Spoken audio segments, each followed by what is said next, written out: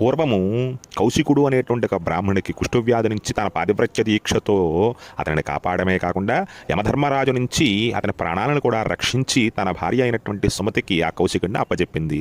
అంతటి గొప్ప పతివ్రత అనసూయాదేవి. నారదుల ద్వారా లక్ష్మి, సరస్వతి, పార్వతి అమ్మవార్లకి అనసూయాదేవి యొక్క గొప్పతనం, పతివ్రత్య దీక్ష గురించి తెలిసి ఆవిడ్ని పరీక్షించాలని చెప్పనని తమ భర్తలైనటువంటి బ్రహ్మ, విష్ణు, మహేశ్వరుని పంపగా అత్రి మహర్షి వారి ఇంట్లో లేని సమయంలో మారువేషంలో ఈ ముగ్గురు త్రిమూర్తులు కూడా అనసూయాదేవి దగ్గరికి వెళ్ళి, అమ్మా ఆకలిగా ఉంది, భోజనం వడ్డించాలి అని చెప్పి అడిగితే, ఇంటికి వచ్చినటువంటి అతిథుల్ని సేవించడమే మహద్భాగ్యము, నారాయణ స్వరూపము అని చెప్పి అనుకుని వాళ్ళ ముగ్గురికి కూడా వడ్డన చేయడానికి సిద్ధమవ్వగా వాళ్ళు అన్నారట, అమ్మా మాకు వడ్డించేటువంటి వాళ్ళు ఒంటి మీద వస్త్రం లేకుండా నగ్నంగా వడ్డించాలి అని ఒక షరతు పెట్టారట.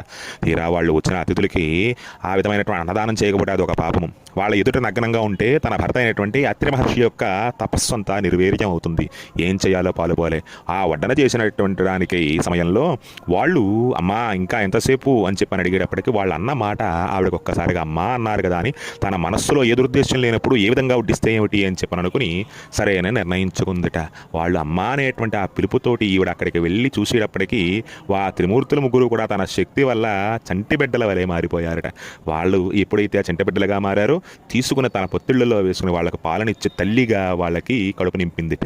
ఆ విధంగా ముగ్గురు బిడ్డలని కూడా ఆ ఉయ్యాలలో వేసి ఆడిస్తూ ఉండగా అత్రి మహర్షి వారు వచ్చేటప్పటికి జరిగినదంతా చెప్పగా అత్రి మహర్షి ఎంతో ఆనందించగా ఇంతలో అక్కడికి తమ భర్తలు ఆ పసి పందులుగా మారిపోయిన విషయం తెలుసుకున్నటువంటి ఆ త్రిమాతల ముగ్గురు వచ్చి వేడుకొనగా వారి భర్తల్ని వారికి యథారూపంగా అప్పచెప్పిందిట.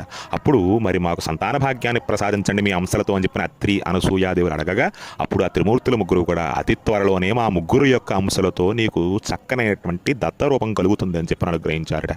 ఆ విధంగా ఆ త్రిమూర్తుల ముగ్గురు రూపంతో ఆ సద్గురు రూపుడైనటువంటి దత్తాత్రేయుడు, అంటే దత్త అంటే విష్ణువు యొక్క రూపము, ఆత్రేయ అంటే అత్రి మహర్షి పుత్రుడు కాబట్టి దత్తాత్రేయుడుగా సత్వరజ స్తమోగుణాలతో కూడినటువంటి బ్రహ్మ, విష్ణు, మహేశ్వరుల రూపంతో ఆ అనసూయాదేవి అత్రి మహర్షి యొక్క పుత్రుడు